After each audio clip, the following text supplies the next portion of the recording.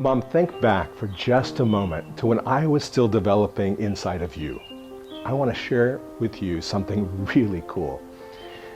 We used to think there was the placenta, and on one side of it was me, and the other side of it was you. And to be sure, we shared a lot.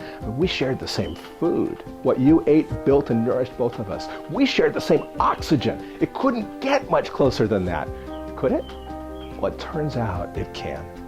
Now we know that living cells from a mother will cross the placenta. Part of who she is, her DNA, will cross the placenta and become part of the baby.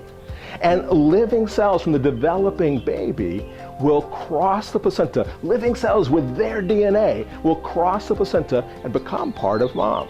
Now you would think that since a woman has a mature immune system, that within days those would be eliminated. But it turns out they're there not just for days, not just for years, but for decades. Mom, in all probability, living cells of me are alive in you right now.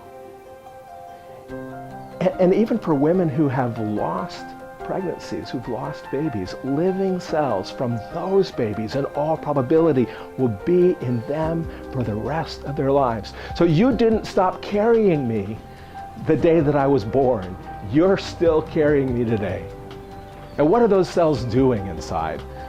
Well, like any relationship, it's kind of complicated. There's a whole area of science now devoted to figuring out the different effects that they have, and there appear to be many of them.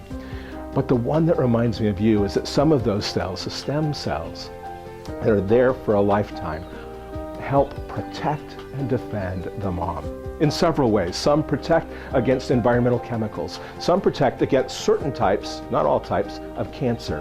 But the one that reminded me of you today was the heart. There's been some really interesting research about there's this really terrible heart condition called cardiomyopathy, damage to the heart muscle itself, where the only treatment often has been heart transplant. But there's an odd thing.